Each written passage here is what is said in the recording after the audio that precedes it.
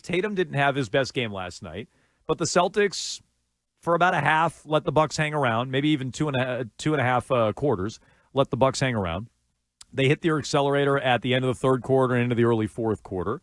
They were up 15 and really put the Bucks away. Mm-hmm. They're 4-0. Milwaukee is what I think a decent Eastern Conference team, and they already blitzed New York in the opener. They had a couple of easier opponents there in the middle, Washington and Detroit. Thank you, Detroit. Yep. And so they beat Milwaukee last night. They're 4-0. Not Tatum's strongest game. No. But it has been a very strong start to the year for Jason Tatum. Oh, yep. Do you feel like he's taken a leap? I mean, it's 4 games. I think the biggest thing he could do, and it's funny that we're saying this now because last night was not his great shooting night, but if he shoots a really high percentage, if he shoots over 40% from 3 this year, I think that's sort of the thing. Because I think over the last couple of years, he has become more of a playmaker for others. Like, I think he's already doing that. He has turned himself into a really good rebounder, and when he wants to, a good defender. He's not, Derek White or Drew Holiday. He's not all NBA defense, but he's good. He's like a good defensive player.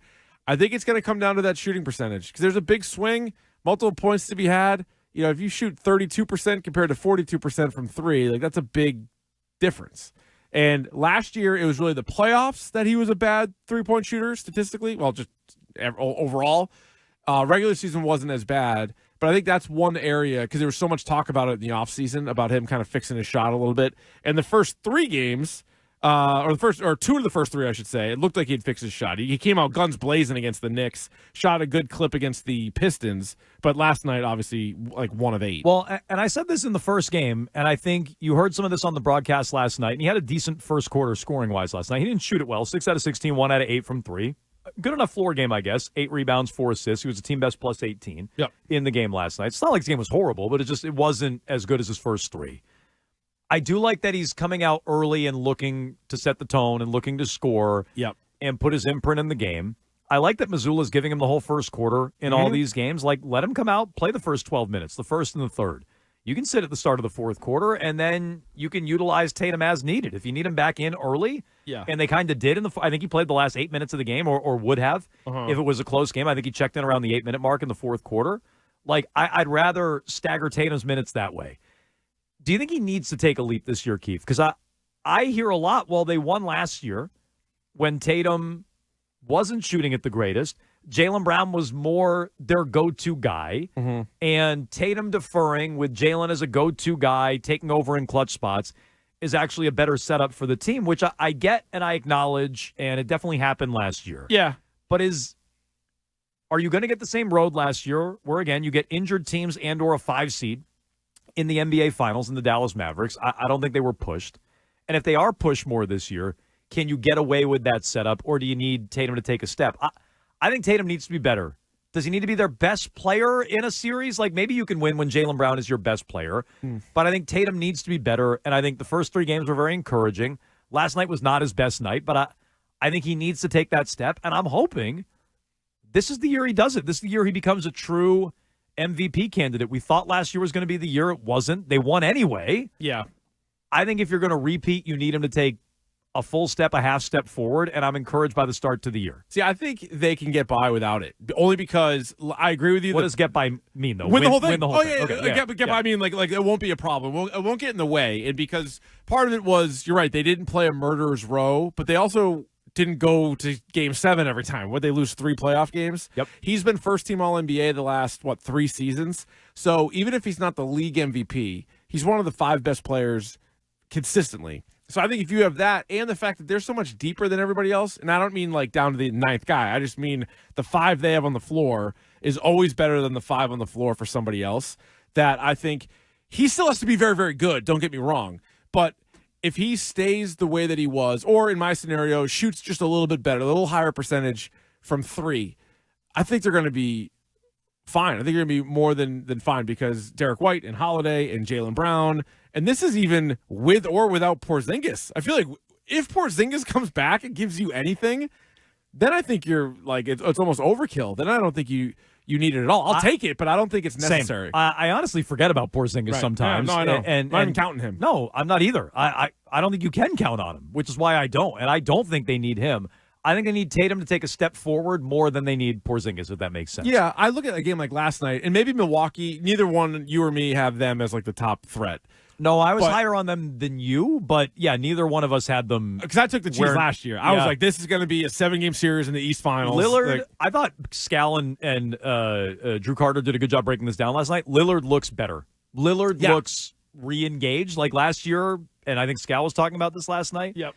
Maybe because he knew he was going to get traded, didn't put in the work last year. Lillard looked more aggressive last night. But I like a night where Giannis scores 30, Lillard scores 30, Tatum shoots 6 of 16 and scores 15, and the Celtics win by 11. No, you know what I'm saying? Like that, what more? Like I can't imagine the Bucks are going to get a ton out of Gary Trent and Bobby Portis and everything. Like they need Giannis and Lillard to play like that and a little bit better, and then they still might lose.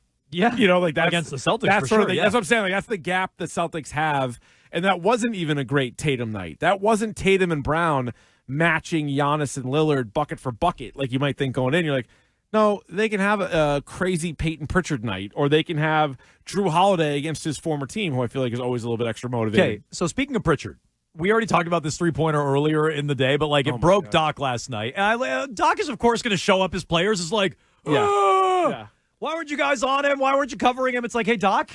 Has Doc left that position from last night, him hunched over by the scorer's table? Just folded over. Oh. Yeah, so I mean, like, that's on you, Doc. Yeah, you're the coach. Like, if you can't tell them and get them to cover Peyton Pritchard at the end of a quarter, that's on you, you moron. Pritchard was feeling it. Of course he's going to throw his players under the bus. So Pritchard was terrible against New York in the first game. He was 1 for 10, 1 of 9 from 3, only 3 points. Since then, 15 and 5 threes against Washington, 19 and 5 threes against Detroit, 28 and 8 threes last night. What is this guy against Milwaukee? He's making a push for 6th man of the year. He's averaging, Keefe, 16 a game on 49% shooting from 3. I'm sorry, that's from the floor. He's 50% on 3. He is, and that's after he started so poorly. Correct. Like, he dug himself a hole in that first game. Correct. He was the one guy in the first game that couldn't hit a 3. That was when they had 29 threes as a team. So he's at exactly 50% from 3, 49% from the floor, 16 a game. He's been awesome. We know he's a weapon at the end of these quarters and halves and things like that with the launch. Which is hilarious. That's like your thing. But is he just a weapon, period? I kind of think so. Me too. I kind of think so. He's good. A couple years ago, he was too much of a liability, and it felt like good teams. I feel like Spoelstra and some of the other ones would just target him on defense and be like, all right, you got to get out of there. Yeah. But I don't know. Since then, like he's obviously undersized compared to some of the guys that he's guarding and things like that. But offensively, he's tough because he can hit the open shot. He can also create for himself. He's a good solid player, and he's gotten better every year he's been in the league. You know, he's gotten an opportunity to play on this really, really good team. And you remember, was it a year ago? There was like questions about, like, he kind of had like one foot out the door. Yeah, he had some things that he was saying. Like, it was going into last season. At the end of that year, he's like something like, I need more minutes, or I should be playing more, something like that. It felt a little bit like Scary Terry, where Scary Terry, he would show it every once in a while, and then he was like, I could do this on another team. And it's like, yeah, you're right, you could, but that team's going to be the Charlotte Hornets. Like, Peyton Pritchard could go start somewhere else, probably, score a bunch of points, and the team would lose all the time. But he's carved out a role for him on the best team in the league. So, yeah, like, sometime last year, I had a realization that both Peyton Pritchard and Sam Hauser, and I know he was hurt last night, didn't play, but I'm like, both these guys are pretty good. Like, if they were on another team and the Celtics were just their team, and then come trade deadline time, you'd be like, who would you want? You'd be like, I kind of want a Peyton Pritchard. I kind of want a Sam Hauser. To me, Pritchard feels more like a weapon than Hauser is a great shooter. Hauser's like a stand in the corner and pop a shot. But I'm saying, he's a product of what the Celtics have. But they're very useful. They're both very useful for this team. This is like when you would surround, in his prime, LeBron with just snipers. Like James Jones. Yeah, just guys who could. That's more what Hauser is. To me, Pritchard might be more than that. Pritchard might be more of a weapon. Hauser, to me, is... Well, they're doubling everybody, and Tatum's going to pass out of double teams, and he's going to find open shooters, and you need to be able to knock down a shot. What's the Pritchard comp? Who's the guy? I think Rozier was a good one, but he's a much better shooter than Rozier. He's much better, way, way more consistent than Rozier. I'm trying to think. Like on those Miami teams? Yeah, do they even have anybody that they could put in and would sort of carry the offense for like a little bit? Like, if 2 years ago you were like, oh, yeah, Brown and Tatum could sit, and like you'll still score a bunch of points because you have Pritchard out there. You'd be like, what? But now you're like, yeah. He can go out there. He can carry the offense for a little bit. Mo Williams. No, Yeah, maybe like a Mo Williams. Is he Then he's better? a Microwave Johnson. He's Like, a better Mo Williams out there. I'll come up with one. It's I'll not come up with a guy. Dellavedova. No. Did you see some of the stuff that was going on last night? Pritchard called himself the most competitive guy on the team after Andrew the game. Nemhard. I mean, actually, Andrew I don't know Nemhard's why am I good, laughing dude. at that? Yeah. I don't know. He's a nice player. Yeah. Duncan Robinson was good for a year. Who was that? Duncan Robinson was good for a year. He's from New Hampshire. Shout out to the Grand State. Duncan Robinson out is a D3. Hauser type. He is a Hauser. He's a Hauser type. Might be worse. Yeah, he can't defend at all. He can't defend at all. Hauser can't defend. He's tall.